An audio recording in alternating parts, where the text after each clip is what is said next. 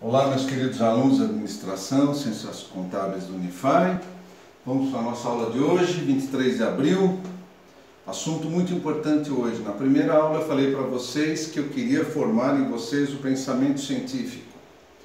Só posso formar pensamento científico em alguém que está em busca de formação científica. Lembram disso na primeira aula? E a gente estudou os tipos de raciocínio, dedutivo, indutivo, analógico. Agora a gente vai entender o que é espírito científico, o que é conhecimento científico, conhecimento filosófico, teológico, o que é o conhecimento do dia a dia, que é o empírico.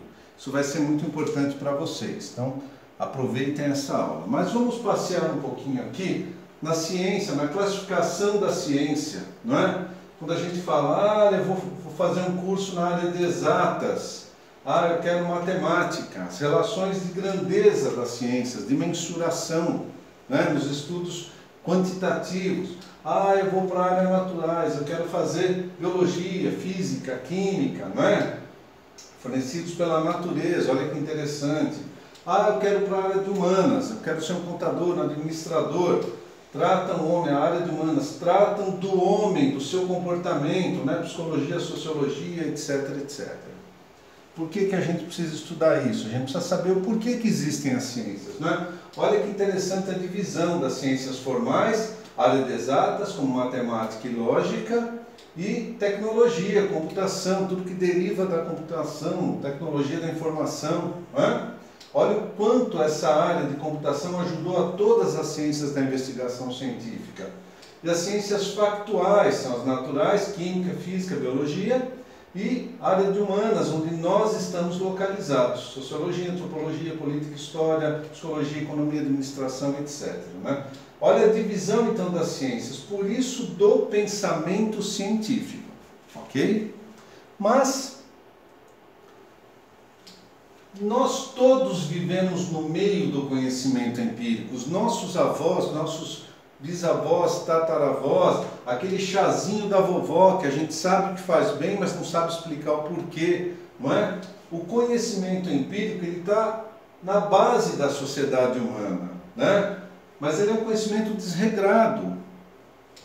Baseia-se nos sentidos e percepções sobre as coisas, nas experiências vividas.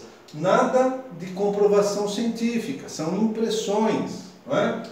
Proporciona entendimentos particulares sobre as coisas. Então, muitas pessoas podem ver o mesmo fato e ter entendimentos diferentes.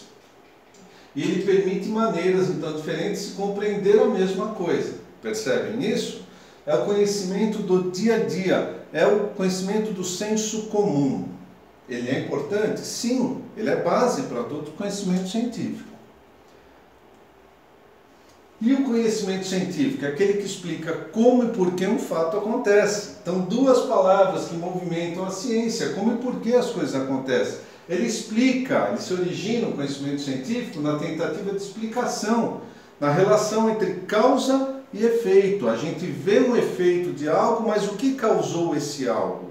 Aconteceu um fato, qual foi a causa? Vamos investigar a causa. Então, o conhecimento científico, ele está relacionado a causa e efeito, ação e reação, mas de forma investigativa. Então, a descoberta de relação de causa e efeito nos dá previsibilidade.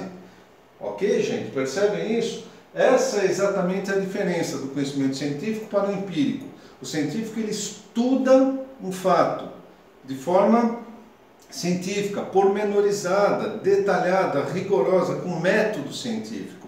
Para isso eu preciso de formação científica, enquanto o conhecimento empírico é o bom senso do dia a dia, o senso comum. Então essa é exatamente a diferença do conhecimento científico para o conhecimento empírico. Esse é o que nos interessa. Mas vamos seguir. Vamos seguir.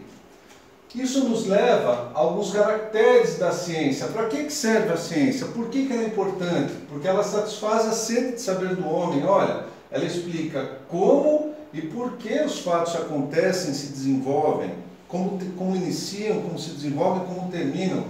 Esses são os caracteres. Então nós temos duas funções muito importantes dentro da ciência. Olha o que nós estamos vivendo hoje. Eu estou aqui na sala da minha casa dando aula. Olha que interessante, não é? Lá fora tem cientistas preocupados em descobrir um tratamento, uma vacina e um remédio para curar essa pandemia do Covid-19.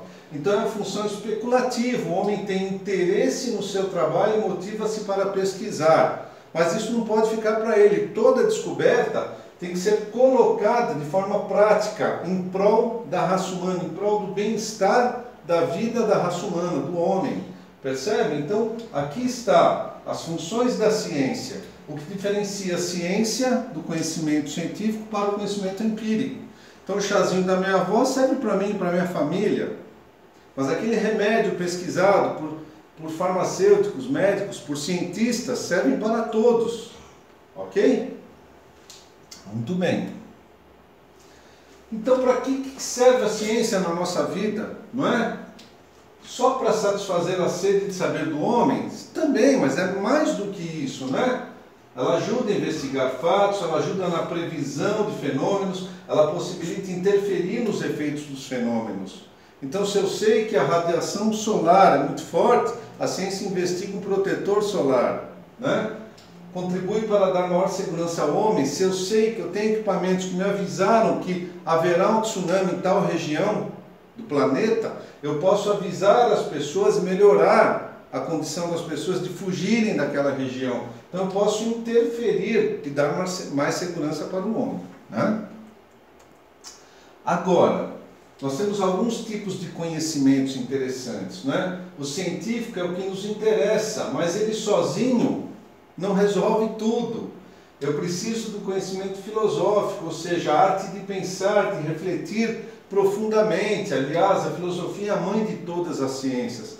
Quando passou-se a se pensar profundamente sobre os problemas da raça humana, as ciências foram surgindo. Os problemas de saúde, problemas de moradia, etc. Não é? De convivência.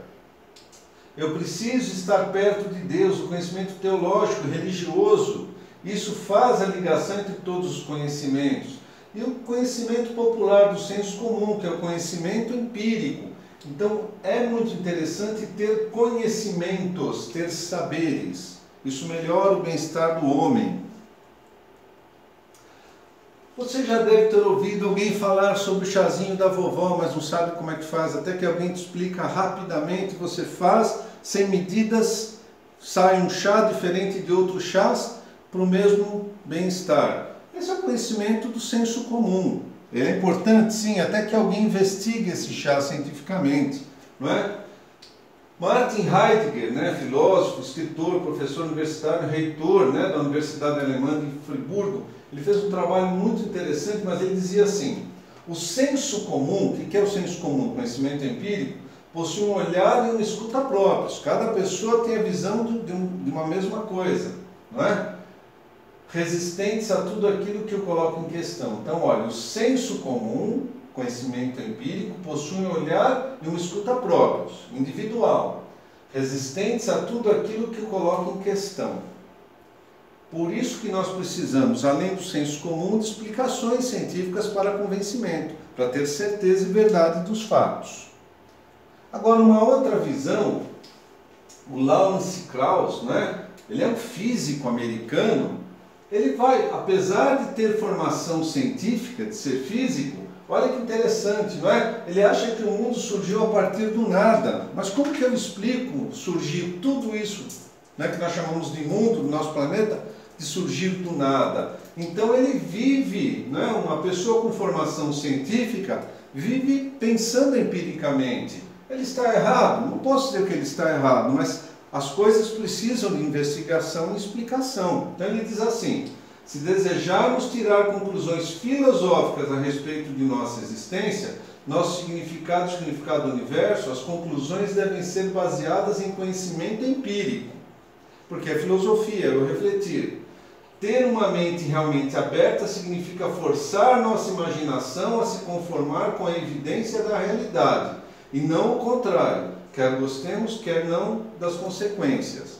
Mas tá bom, eu começo a pensar empiricamente sobre uma coisa e quando eu parto para um estudo mais profundo, eu parto para uma forma científica.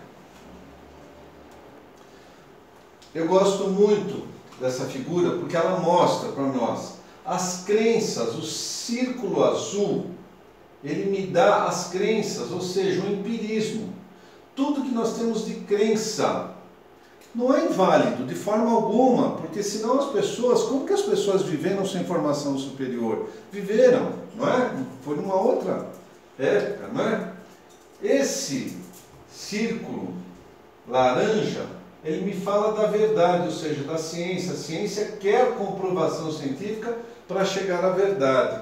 A intersecção, ou seja, essa parte marrom aqui, ó, que dá a intersecção entre os dois círculos, é que está o conhecimento. Então eu posso surgir de crenças de um estudo baseado em empirismo, de forma empírica, avançar para buscar a verdade e chegar no conhecimento válido. Então, olha, o marrom aqui, ó, essa parte de intersecção, são as crenças verdadeiras, aquilo que eu aceito como verdade. O que é uma crença, eu investigo e chego à conclusão verdadeira. Crenças verdadeiras.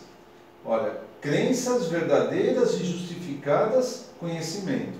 Então, tudo que é crença e é verdade, quando eu investigo, eu chego na verdade daquelas crenças. Então, há uma intersecção entre o conhecimento empírico e a ciência, o conhecimento científico.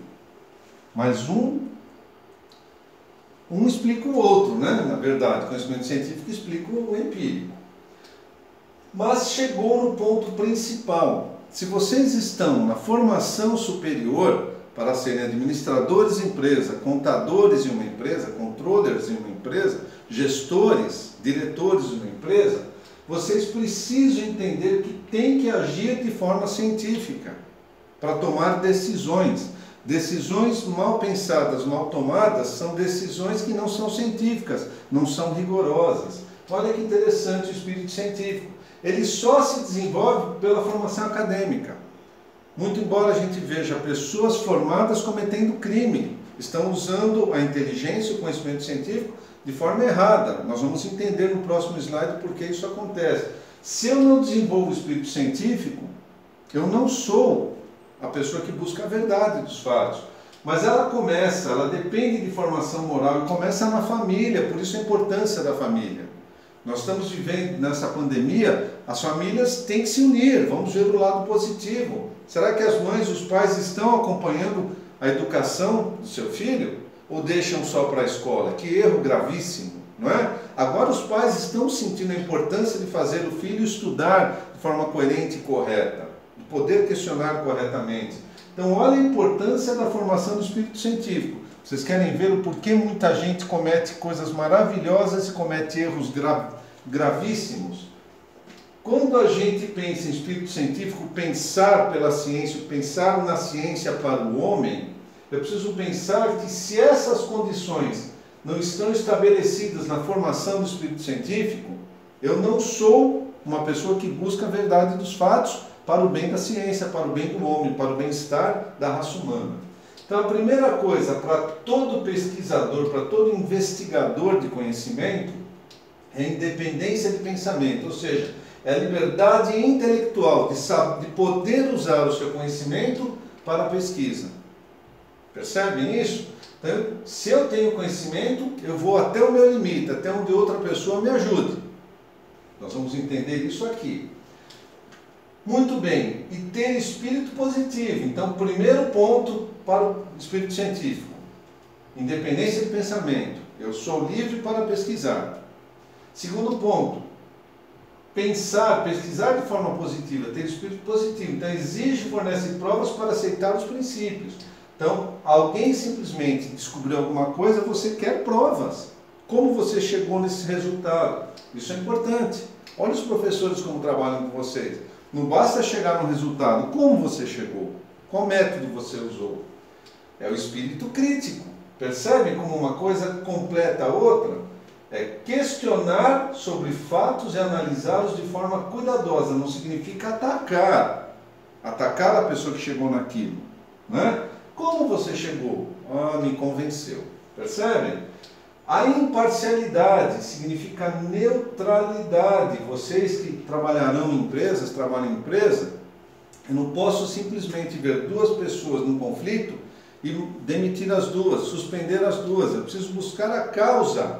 O efeito está ali, é o conflito, é a discussão, é a briga. O que causou isso? E eu vou buscar a verdade. Eu estou fazendo isso de forma imparcial, neutra, porque se eu for parcial, eu posso prejudicar um para ajudar o outro. E o espírito científico não é assim. Espírito desinteressado, embora seja interessante, eu não posso ser egoísta. Enquanto eu avanço numa parte de uma pesquisa, eu posso ajudar outra pessoa a colocar em prática o que eu estou descobrindo. Então é o trabalho em equipe dentro da ciência.